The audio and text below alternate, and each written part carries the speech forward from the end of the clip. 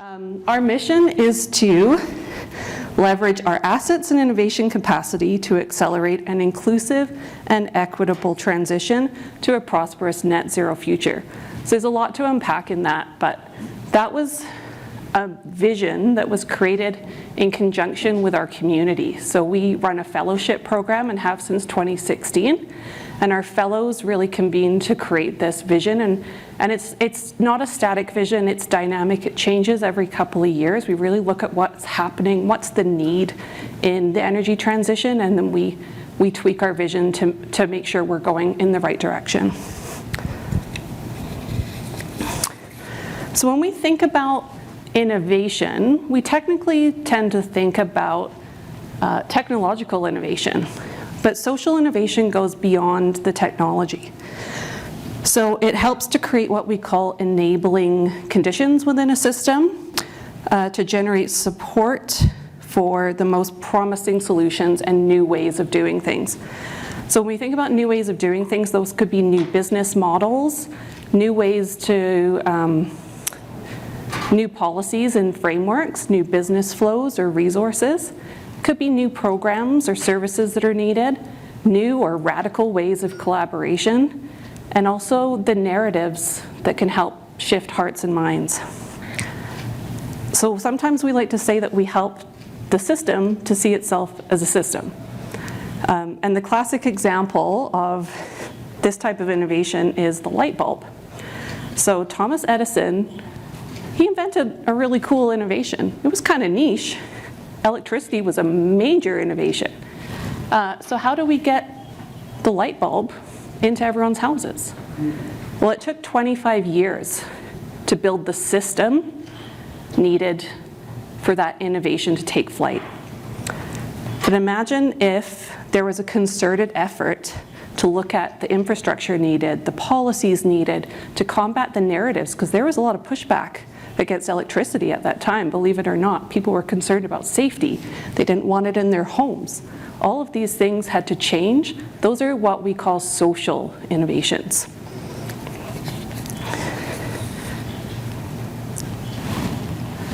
So a little bit about how we work. Some of our community says that the EFL way of doing things is kind of magic. So we sprinkle a little bit of magic over the different initiatives that we support, and we really look at tackling areas that are really complex and often have a lot of uncertainty. We don't know what's going to happen with the energy transition. There's no silver bullet, there's no magic wand, so to speak of right now. But what we want to do is bring people together to make sure we're on the right track. So what we do is we convene those people together to collaboratively develop solutions that will create the future energy system. And we bring together diverse perspectives to address complex system-level challenges. And this is a little bit of a process diagram of how we work. So on the left here, you'll see that we've got lots of people. They're all kind of doing their own thing. Everyone's an expert in something. We all have different wisdom that we can bring to a challenge. And when we convene these people and we hold space where they can all feel seen and be heard and hear from one another and share those knowledges, what we find is that even if there's diverse perspectives, even if there's tension, that tension becomes generative and we can actually get to solutioning. So over on the right, you'll see this is what it kind of looks like when we've convened people together. And they go off and they convene around a challenge or an initiative, and they can draw on the strengths or others of the others in the group as well. So we promised a little bit of magic today, and here's where we want you to be the wizards. So for the next couple minutes, we're going to have you turn to a neighbor. We're going to do a little bit of an EFL style facilitated exercise here. In groups of 2 or 3, we want you to answer this question. If you could wave a magic wand over the energy transition, what would you change? And we'll hear back from a couple people. Have fun. Nice and easy. Thanks, Steve. Thank you.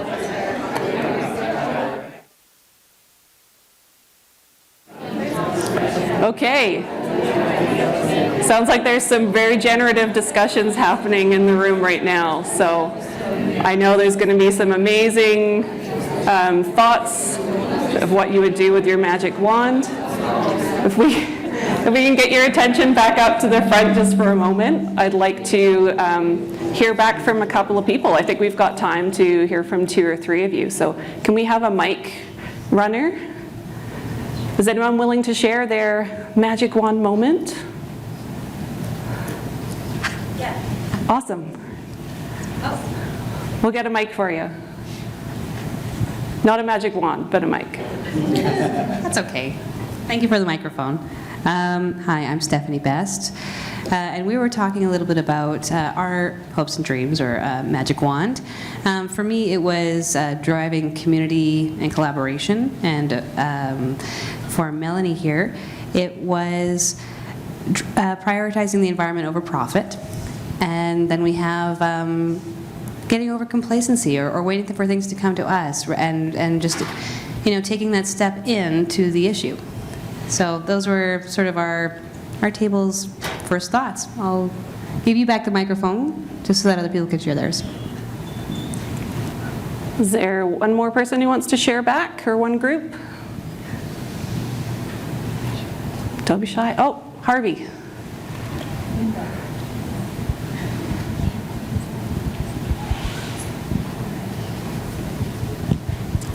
Getting governments, plural, businesses, plural, and scientists, multiple plural, to all see and agree on one thing. Bravo. Okay, well, thank you for taking part in that. I hope that was a fun little exercise. I'm really pleased that we had to dive a little bit deeper into how social innovation can be applied to our energy and climate future with our panelists. So with that, I'll do a more fulsome introduction of our esteemed guests. So we have Steve Saddleback. Steve's member of the Samson Cree Nation in Musqueam, Alberta, which is in Treaty 6 territory. As I mentioned, he's a partner at the Opimoyaso Group, which is a 100% Indigenous-owned firm, and he is also a senior advisor of external relations to the First Nations Major Projects Coalition. Steve has worked for national and international organizations across a number of sectors, including finance, economic development, government relations, nonprofit advocacy, and education and career development. And that's the abbreviated version that I had to cut down for brevity. He has previously directed the Indian Resource Council's National Energy Business Center of Excellence. And in addition to sitting on a number of boards, he's a longtime fellow of the Energy Futures Lab and was a member of the lab's Indigenous Advisory Committee for the Energy Futures Policy Collaborative Project. Steve's adamant about working towards meaningful involvement in Indigenous communities and all areas of the economy with a particular focus on energy. So welcome, Steve. And next we have Laura Kennett. Laura, as I mentioned, is Vice President of Engineering with Grengen. She works in the batteries space. Grengen is a company with a strong social impact focus where she drives innovation in building greener batteries for a range of applications. She has over 25 years experience in technology, engineering, and operations across a range of industries, from steel to oil and gas, and now in the emerging battery sector. In recent years, Laura has held leadership roles at Enbridge, where she led business unit-wide process improvements and pipeline integrity projects across North America. She sits on the Human Venture Board, which I'm hoping she'll share more about with us, and is an alumni of the Energy Futures Lab Fellowship, and is now serving us in an ambassador role. So welcome, Laura. And we also have joining us Todd Becker. Todd is the Chief Administrative Officer with the town of Innisfail.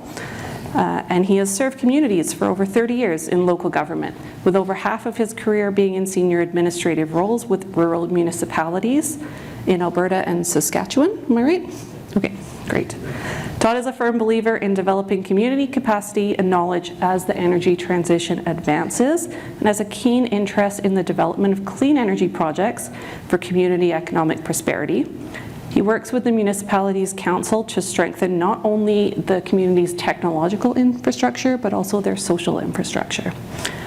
Todd was part of a core group that brought the Energy Futures Lab's Community of Resilience Innovation Challenge Roadshow to Innisfail, working in partnership with them for a year, and has remained actively involved with an initiative that came out of that called the Innisfail Energy Hub, a working group that carries on the vision created for a resilient energy future in the region, and he is also an active fellow of the lab. So welcome to our panelists.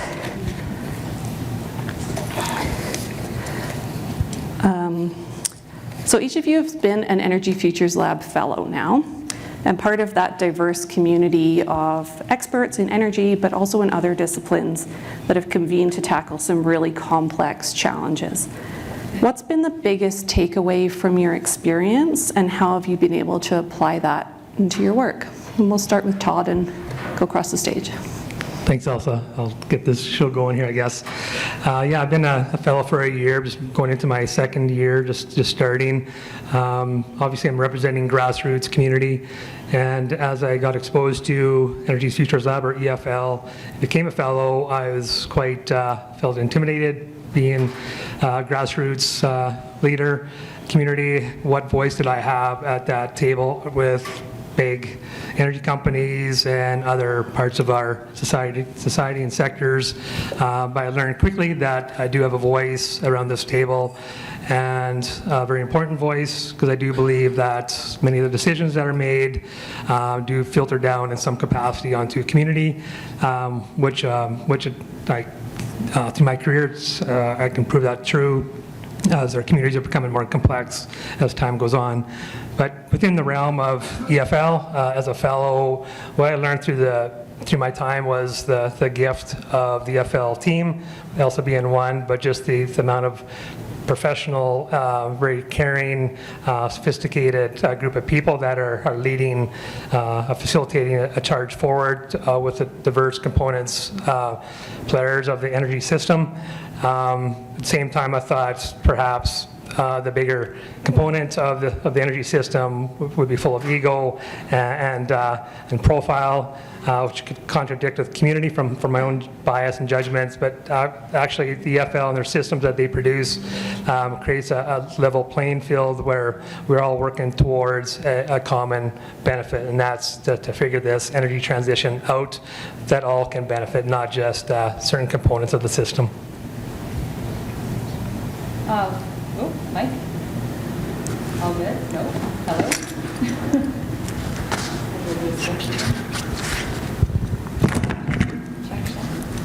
I'll take the one that I know is working. All right, all good. So I was a fellow with the Energy Futures Lab beginning in 2015. And one thing that really stood out to me about stepping out of my corporate role and entering into the lab was getting exposure to the diverse voices at the table that I didn't normally get in my day-to-day job. And especially the Indigenous voices, because my day-to-day role had very little to do with things that were external to the company. So when I got to connect with diverse voices, whether it was municipalities or different levels of government or other suppliers and Indigenous community members, it really opened my eyes. And so I took those learnings back into the corporation. And that's where I actually felt a lot of intimidation. So we talk about intimidation, but that's where I felt a tremendous amount of intimidation, because that's not the normal culture of having that many diverse voices. I think it's improving, but it was intimidating. And in fact, one day I had suggested we, instead of using the suppliers that we already had in our list of suppliers at work, I suggested, hey, there's this other company that I heard about in Saskatchewan. They're Indigenous owned. I think they really want to work with us. I was a manager at the time. I said, I think they have what we need. I'd like to work with them. But boy, did that get squashed quick, and not from the perspective of people not wanting to to change. But that, especially in corporate systems, it can become so bulky to work through the systems and to work through the way things are that you spend much more of your time trying to explain why we should shift and why it's a good idea than just getting the work done. So Winona Lafreniere, who's here at the table, is also involved with the Energy Futures Lab and had indicated that in a question in the previous area of like, where are the leaders challenging these norms? And I think the EFLs really helped to equip myself and others to be leaders and to challenge those norms with more courage, knowing you've got a whole lab behind you supporting you. I would say, yeah, ditto. Yeah, no. I was joking to the fellow panelists earlier on. They said, "What are you going to say?" And I said, "I don't know, but I'm going to say ditto." So there's my ditto for the session. No, first I did want to say, Tanse, and good morning, and or just about afternoon here to everyone here. And my introduction to the lab was I had no idea what it was. For many, like many of you, I walked in there and I was going, "What is this Energy Futures Lab, and what is this whole thing about?" And as our colleagues and fellows and as well as ambassadors here have described, it's a fantastic place and a collision of individuals that really want to see some change and we like to call ourselves the radical middle. And I always introduce myself, and when I'm talking with folks, and I say, I'm one of those radical middle people. I imagine a future where we can have oil and gas and renewables and everything work together, because we have one planet, and we have from the the UN's all reports, there are going to be 9 billion people in the blink of an eye here. And this world is shrinking. The landmass is shrinking. Our resources are starting to become far and fewer between. And we've all been, as we'll go on to a little later on, we'll all see the recent events, such as our extreme weather snaps, as well as our, what it's taxed our grid with. So it's bringing folks together and putting them in a room and saying, "Hey, how do we think about this, and how do we look for solutions in that?"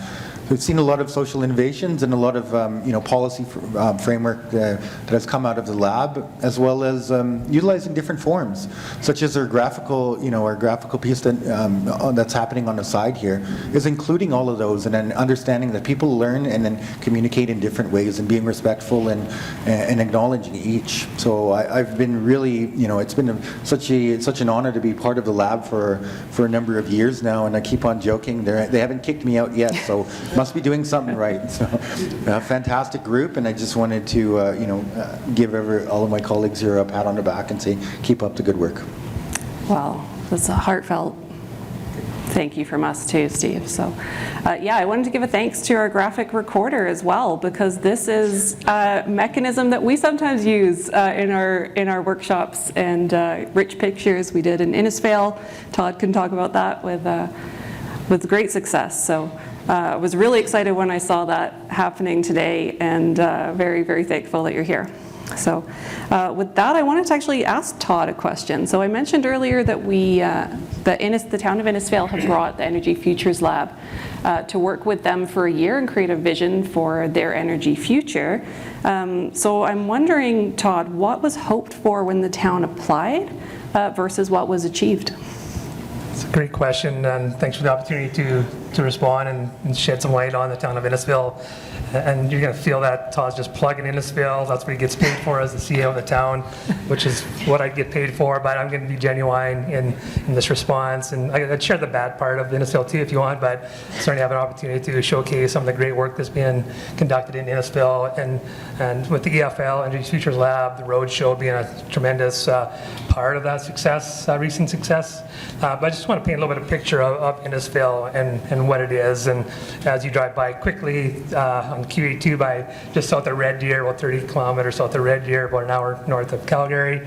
It's a community that was built upon agriculture, and somehow about 30 to 50 years ago, a large contingent of manufacturing formulated in Innisfail.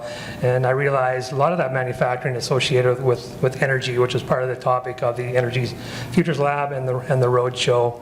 Just to give you an indication, the EQUIS REA, the Rural Electrification Association, it's the largest REA in Canada, and they distribute power in the more rural areas in parts of Alberta. That is headquarters in Innisfil. We also, I'll talk a little bit more about hydrogen and locomotive manufacturing. It also occurs in Innisfil, but there is a significant part of our community associated with energy, even the traditional forms of energy manufacturing. There's flavor of that in Innisfil too. There's been a few things that have helped Innisfil kind of move through, kind of sitting there, moving along, stable growth, strong social services component of the community, and just kind of being there where the rest of Central Alberta has kind of taken off with some growth, which kind of drew me into what's going on in Innisfil, which lured me into wanting to be the CAO, which I've been for the last 7 or so years. But what has happened is a couple things have happened that really triggered a movement forward. One was, it kind of ties into social innovation, is an anti-racism rally that occurred just at the onset of COVID, which occurred on private property. About 1,000 individuals showed up, and you know what that brings in. It's a very important conversation.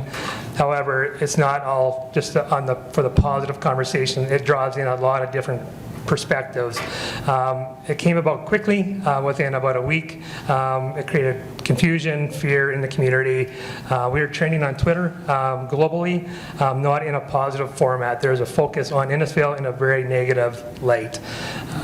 So through that process, it's probably in my career, probably the most influential opportunities that I've seen in the community.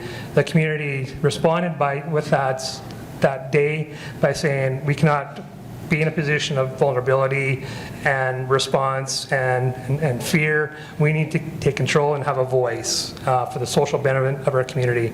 So it does tie into the energy component. And so with that is leadership stood out and the community started to rally, and we talk about community collaboration, that people started to get engaged. We cannot be in this position of embarrassment again, and still promote.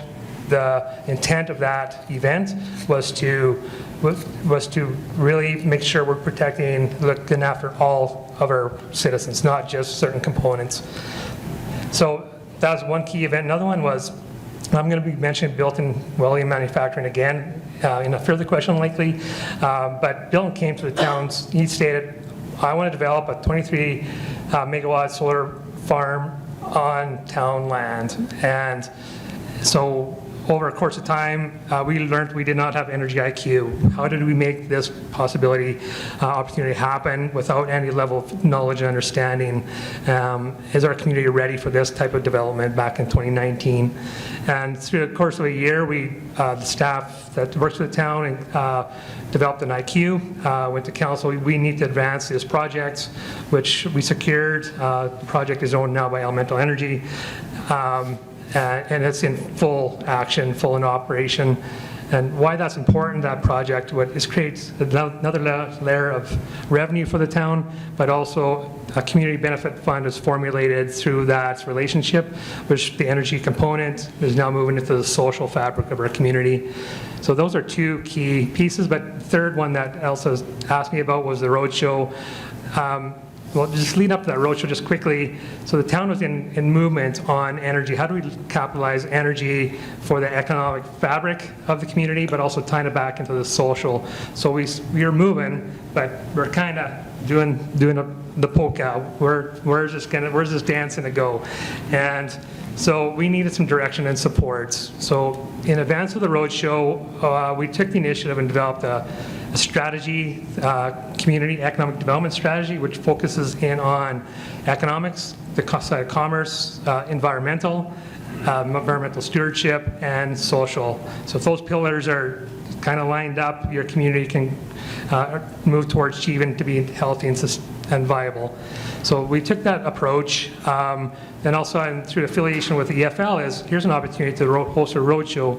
So to the question, Elsa, finally, the intent was to collaborate and create conversation, get people in the room with partners such as Fortis and ATCO, Ritter Polytechnic, community, Alberta Innovates, and some built-in manufacturing, some players around the table to actually create a focus regarding energy.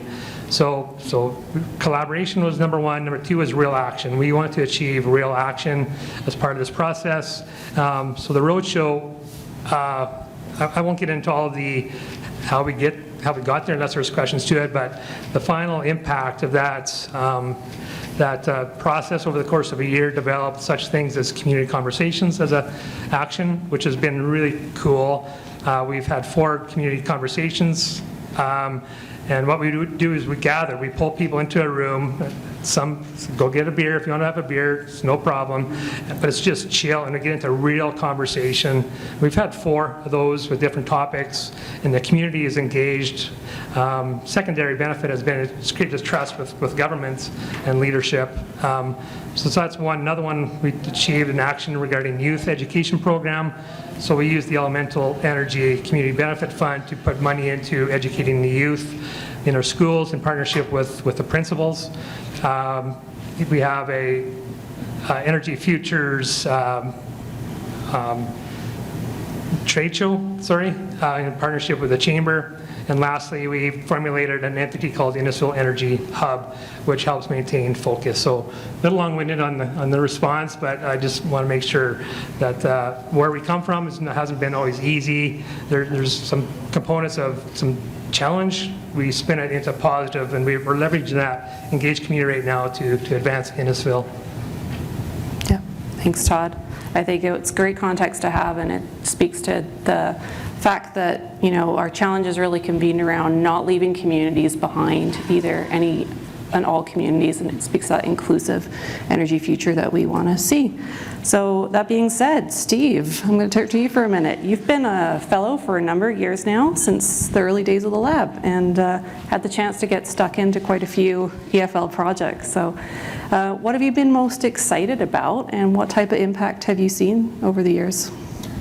When I was trying to wrap my head around the question, there was, the lab's got so many different initiatives, and I'd say they're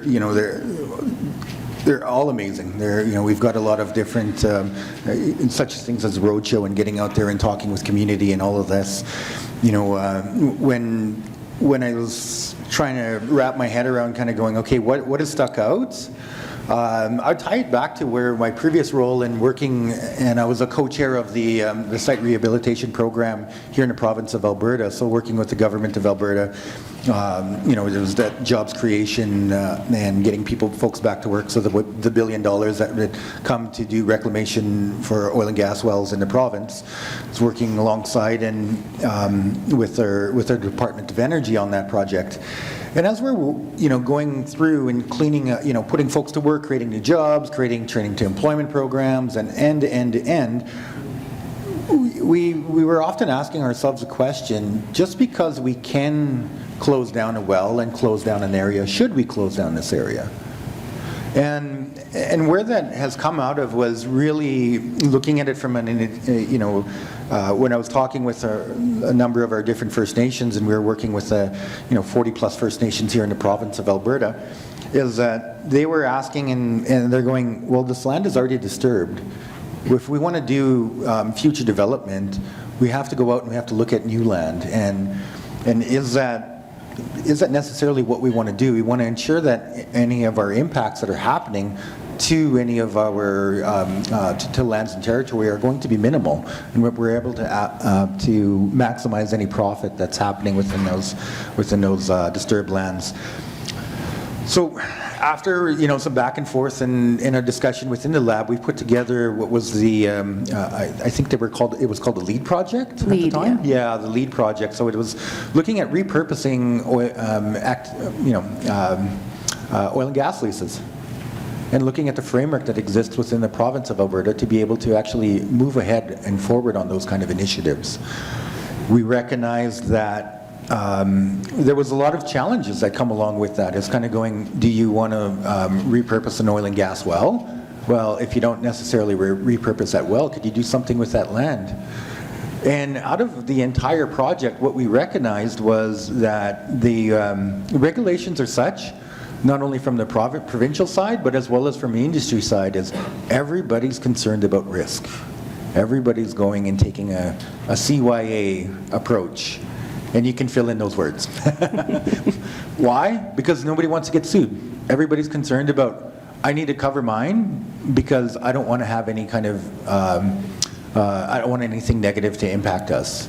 And with that, we're stifling our own innovation and our own opportunity to be able to progress and to be able to maximize the lands and resources that we have. Now, this is back to that 9 billion people on this planet, and we only have so much land. They're not building any more of it. So how do we move forward on those types of initiatives?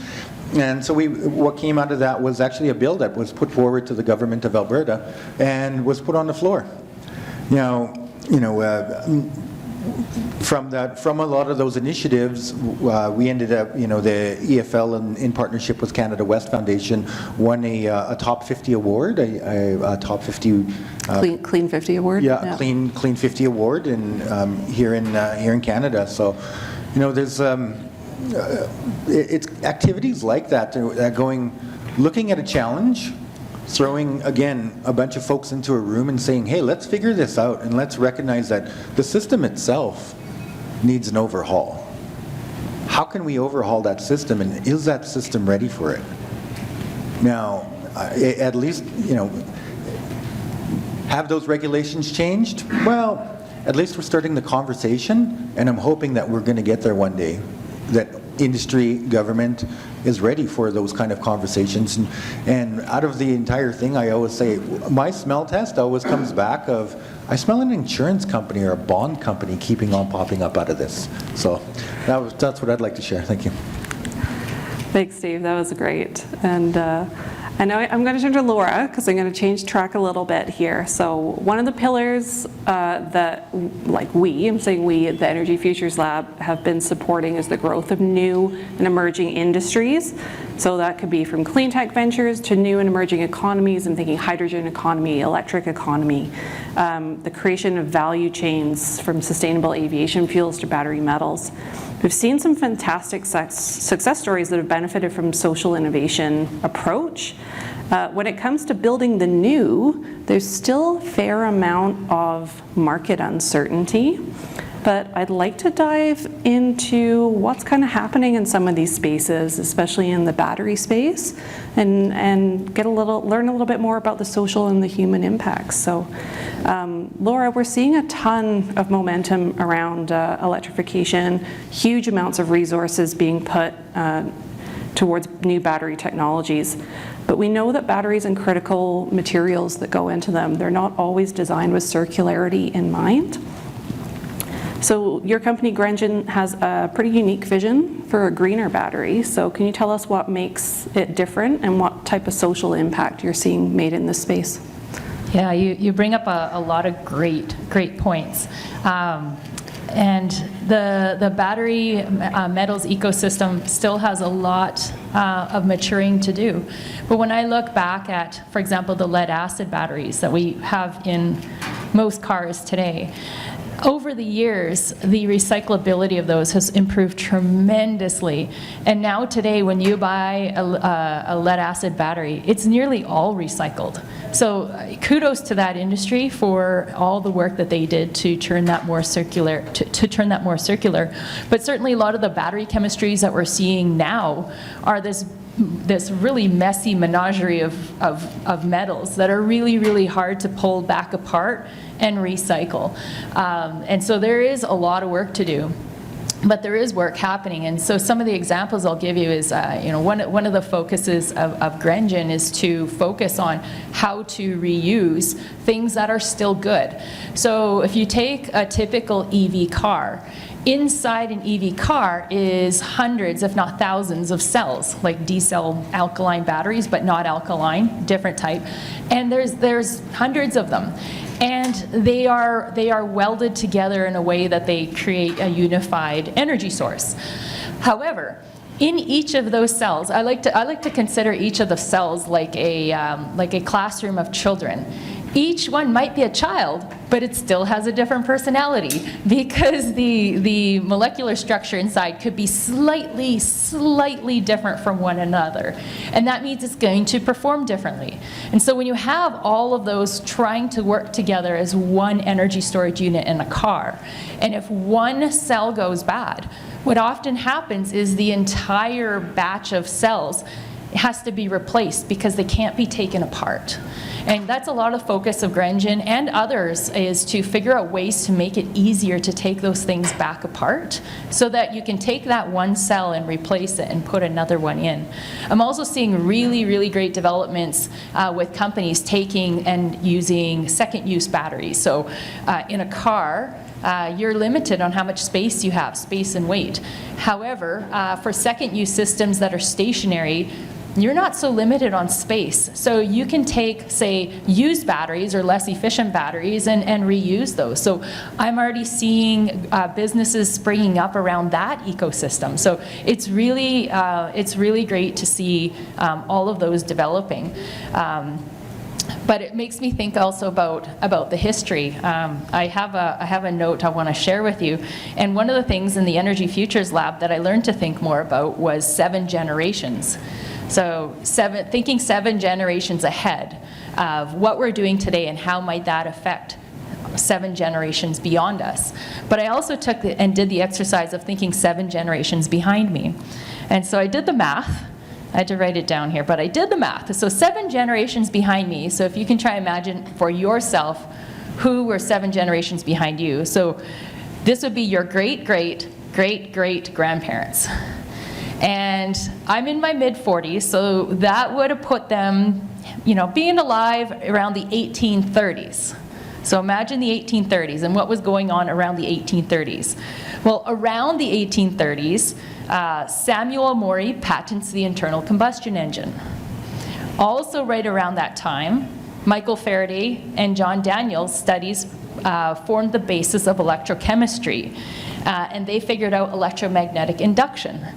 And so this is pretty amazing stuff that was happening 7 generations behind us, especially around the energy we use today. Thomas Davenport, he was an American inventor who figured out the DC electrical motor, and he put that motor in his car. That was in 1834. So it's pretty incredible to see what they did, and that we are still, working on improving that ecosystem, and it's getting better and better. And so that gives me a lot of excitement in this industry, that there are so many people working towards making it better and lessening its footprint, because right now it does feel in some ways like we're trying to choose between evils. Are we choosing between the evils of releasing pollution into the atmosphere? Are we choosing between the evils of digging minerals up and not recycling them? And so, but we're getting better and better, and I think that's what this is all about. That's what energy transition is about, is smart people working together to make it better. That's amazing, and I love that you brought us back to thinking about past generations, because I recently discovered that my grandfather drove an electric bread van in Scotland in the 1940s. So that technology has been around for quite a while. So that was a really cool, the legacy is there. So, Steve, I'm going to turn back to you for a minute, because we've talked a bit about electrification and all the things that are happening there. It's perhaps one of the most complex challenges, especially facing Alberta's energy sector right now. We've had some recent challenges with the grid. There's efforts underway to change things. There's a lot happening in this space. Can you share any examples of maybe companies or partnerships that are working to address the social needs? Because we're kind of aware of the ongoing challenges that are facing Indigenous communities as well. So any examples of partnerships or groups that are working to revamp and imagine how we use energy? Well, I'll talk a little bit about the work that we're doing over at the lab right now. And so we're going to be hosting an Indigenous, call it Alberta's energy future, or electrification of what the grid looks like, and how do we ensure that we're having involvement, because a lot of the grid itself right now is aging, there's aging infrastructure there. And a lot of that was developed and put through different nations and different communities. Why? Because there was a need for it, and it was just, hey, we need to build something and we need to build it quick. The way of getting permitting and projects in the past has been was fairly straightforward, and it was accepted at the time that things like consultation didn't really necessarily need to happen with nations. Inclusion and all of this kind of thing that was often an afterthought, and is now just actually coming to light in terms of things like reconciliation and all of that. Other activities that we need to acknowledge is other things such as the Natural Resources Transfer Act, which is a foundation and fundamental to what our energy system, as well as the City of Calgary, is built upon. There's a lot of unfinished business, if you will, but a recognition of we need to have those kind of tough conversations, and to be able to bring us into how are we going to build a system that meets the needs of all and is inclusive of all going forward. That includes equity ownership, so we're seeing activity when it comes to different First Nations consortiums and groups that are owning projects, to other activity, like as mentioned, they work with the First Nations Major Projects Coalition, and we have 17 projects right now on the go and manage over $47 billion worth of projects. So it's going to be, you're going to see a lot of activity when it comes from the First Nation side of things, in terms of increased involvement, investment, as well as changing what the narrative is of the future, is recognizing, that has impacts not only from the capital market side and permitting and building those projects, is recognizing that when you're going to market, it's no longer a question of do you have an First Nations or an Indigenous inclusion and Indigenous partners within that. That's just the base now. So the times have changed, and it's now how much inclusion and how are you going about having that activity with those First Nations those lands that we're affecting. And it's not from a posturing or anything like this, it's from a way of how do we build this all together, because for our nations have been left on the outskirts of that. So we're having those conversations and we're having those discussions from the lab's perspective, and we're bringing folks together actually next week to be able to have some of those conversations, to go, how do we put out a framework to folks like our government, as both provincially and federally, is what does that roadmap look like going forward? And we don't necessarily have the answer, but we need to have it, and we need to start that conversation. And I'm always open to input from folks like yourselves and everything. I say I'm just I'm a good paper carrier, and I can carry some bags. And it's listening to folks like you, as experts, like our fellow panelists here, is that taking that information and then relaying those messages back. And when we put our heads together, the amount that we're able to accomplish it's amazing. So I'm really looking forward to those kind of continued conversations, not only from the lab and as well as those partnerships from industry, but ensuring our nations are also preparing and building that capacity so that they can productively participate in those as well. Thank you. Thanks. I just found out about some of these conversations today, so things are happening in real time. So. Real progress. Todd, I'm going to turn back to you on the topic of innovation as well. So you mentioned earlier there's some cool things happening in the region, or in and around Innisfail. Do you want to tell us about a couple of those? What comes to mind, and anything that has the potential to really kind of forge that vision that the community created for their energy future? Great, thanks for the question. So I want to start, we often say in Innisfail we have a little bit of an identity issue, that we're fighting above our weight class in a sense. I've represented smaller communities. Innisfail is 8,000 people. So most of my career I've represented municipalities around that similar size. Often you would beg for development or beg come and build a house here. And so you're competing, there's land in all municipalities, so we're all in competition of some sort. Why would you come to Innisfil? Why would you develop in Innisfil? So through a leadership focus is we need to put ourselves in a place that is a setting that is attractive, that people would want to live here, want to invest here. So that goes back to that being stable within the organization as a government, but also create a culture of community that people are drawn to. So we've created a sandbox, and the word sandbox is not made up by me. It's made up by a company that's looking to invest in Innisfil. So I'm going to start with that question. It's a regional focus perhaps. So Varma Energy is a company that the original company is out of Norway. What they do is use technology to take waste and combust it into an energy and sequester the carbon from that full loop process. So basically, I can tell you that 23% of the emissions in Canada is developed through waste, some sort of waste, but there's landfills or other forms of the waste system. What Varma is proposing to eliminate landfills. So how landfills work is we take the garbage, we put it into the ground, we cap it, we monitor the leachates, all the goo that comes out of that water, and it's trucked somewhere, and that's forever, basically. Or you might put a park on there one day when you get the green light from Alberta Environment, but that's what it does to our land. So Varma is saying we don't need landfills, and we can use all this waste to create energy, put it back into the system. And so there's been a recent announcement last week in Edmonton region has signed an agreement to move a project through Varma using proven technologies in Europe over 50 years. So that's being ramped up in the Edmonton area. Varma is looking at Innisfil to secure land within our corporate boundaries to have the same project occur in Innisfil, which would be a regional initiative.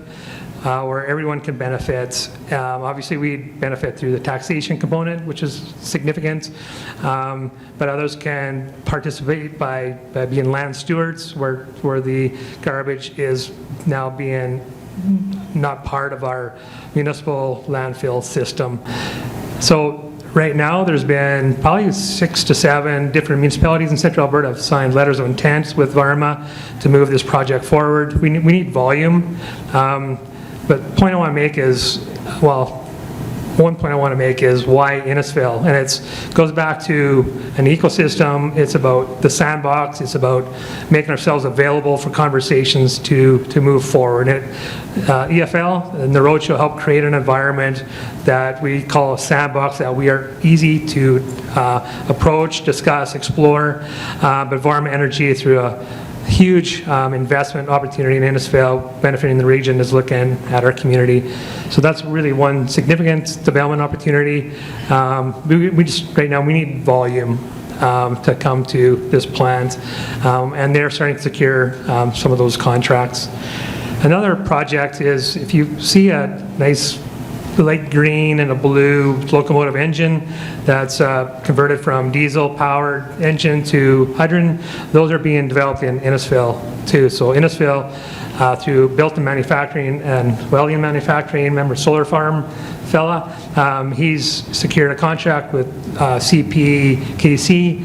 I saw an announcement recently, another 12 engines to be converted from diesel to hydrogen electric. That is occurring in Innisfil, which is, again, putting another mark on our community in a positive, that we are driven for growth investment opportunities and make an impact beyond our boundaries, regionally, provincially, nationally, and globally. I also want to identify, adjacent to this, the locomotive manufacturing location. We just developed a new industrial subdivision, and we partner with Fortis, who is our electrical distribution company, to use that new subdivision as a sandbox to explore technologies associated with the industry. So as Laura speaks, I think of our subdivision using green, whether it's batteries or other technologies, for us to use us as a sandbox to exploit your technologies with the developments as they occur moving forward. So those are 3 significant impacts to our community. Really proud of helping achieve a sandbox that is creating attraction and to explore other opportunities beyond just the economics, back into the social focus too. Thanks, Todd. Those are really great examples of innovation as well, happening at the regional level. And we want to leave a few minutes for questions, but before we get to audience questions, we did ask everyone what they would do if they had a magic wand. So I want to actually give our panelists a quick chance to answer that question. So if you had a magic wand, what would you change, or what are you most hopeful for in our energy and climate future? I can jump in. It's similar to what Harvey said with people getting in alignment. And one thing I want to highlight is I'm holding a book that was actually a product of one of the Energy Future Lab's initiatives. It's called Reimagining Fire: The Future of Energy by Evelyn Colin, and this was a collaborative within the Energy Futures Lab. And I highly recommend it, but I just want to read a couple sentences. The book is intended to be visionary. Many people struggle with forming an idea of our future. Providing a vision through an artistic lens can inspire, empower, and feed action. The public is aware of the debate on climate change and the need for the energy transition. The uncertainty that follows from heading into new pathways with cultural changes has created a deeply divided debate on the direction of the transition. So my magic wand would be to bring people together and to settle on those pathways. Steve? I would absolutely reiterate the same kind of thought processes that we're able to gather around and recognize that, yes, we all have unique experiences, backgrounds, and history and all of that, that we're able to pull those walls down and have real honest conversations with each other, recognizing that when from a 7-generation perspective, as we look at and we talk about building stuff for our children and our children's children, that we're able to park a lot of that stuff that often is pulling us apart from it being camps, political camps, economic camps, or all of this other thing, is being able to have those discussions and recognize that 7 generations from now, that stuff is going to be insignificant. We need to figure that out today, and we need to work together today, and we need to park a lot of that and being able to go, we have a future and we have a planet, and if we're going to do anything about it, we need to start, and we need to start now. Awesome. And Todd? 30 seconds 30 or less. seconds, easy. So recently I wrapped through a EFL initiative. I saw different milestones the government is taking to advance energy, and it's been going on for decades, and I'm totally confused, to be honest with you, is so you see all these investment opportunities occurring, hydrogen, waste energy, and wow, things are happening. And then, oh, that's happening? So I'm really confused. If I had a magic wand, I'd have clear policy, uninterrupted, that continues on, that has legs, and forward-facing without big interruption. So I'm looking at that chart. It creates confusion to me of what we are, because I see some great things happening with technology investment, but then I see, I don't know what that is. What is that policy? What's that doing? So just clarity, consistency would be my magic wand. I love that. So we've got convening and getting aligned. We've got looking ahead, 7 generations perspective, and the policy angle as well. So there's lots more work to do, but good things underway, right? Let's take a couple minutes. If any of you have questions for our panelists, we can maybe get a mic and take a couple of questions. Anyone have anything burning? Pablo. Thank you. Great insights. I have maybe like a role play question for you all. How do you use or harness the power of social innovation to come back from a heavily charged situation? like, again, without any political, any perspective, like single-use bylaw that the city of Calgary wanted to use. And you know that a lot of the feedback that I got from people, they were very upset because, and again, I think it's valid. I'm not, whatever you want to think about it, but people were upset because when they were going to RVs, they were asked for a paper bag, right? So there's a lot of charge situations, there's a lot of perspectives, and in a way, like, I think that would be a great example of, okay, how do you, city, Magic Wand, try to harness social innovation to come into, the discussion could be very much so about our future, right? What do you, like, is it right or wrong to understand that we should have or not have single-use items? Whether the other application, that's fine, but again, that's, what will you tell the city, like, again, with your wand? So polarizing issues, right? I'm happy to jump on that, and I love that you used Arby's as the example. Yeah, so I'm absolutely about the roast beef and cheddar. No, you know, I agree with you. It was very challenging, even for myself. I don't know about every, you know, a lot of folks will say, oh, well, no, I love an A&W root beer. The paper straws, it changes the taste of it.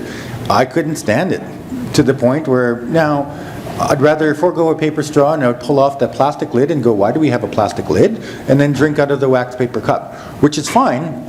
But those conversations absolutely have to start somewhere. When you go, you know, I've got 2 daughters, so when there's the 4 of us traveling in a vehicle, yeah, we'll forego a bag, and it takes a couple of extra seconds to hand those off and everything. You know, from a cleanliness perspective, is it better, any cleaner, anything? There's a lot of debate in and around that, but you know, your food's being handled. You know, we have to drive that, so that change, and that change has to start somewhere. We often ask, how are we going to do this, and why is it up to every single individual? Well, hopefully a bunch of that change also reflects back to big industry. So I go, from my impact in carbon footprint, you know, when we compare it to large industry, I'm hoping that we're seeing that change in across the board. So I'm happy to make that change. I'm happy to pull the lid off of my A&W cup. I just want to ensure that the next person is doing it as well. Actually, I have a great little story, if I could jump on that. Sometimes I think it takes a catalyzer too, and so the example I'll draw upon it is my own dad.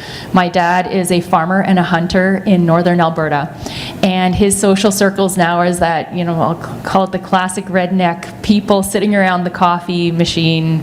Anyways, they were having a debate and complaining about how awful EVs will be and how awful it is that the federal government is mandating new EVs being sold by 2035. And everyone was complaining, and my dad said, I can't wait to have an EV because I want to use it for hunting because it will be quieter. And he said it turned the room instantly.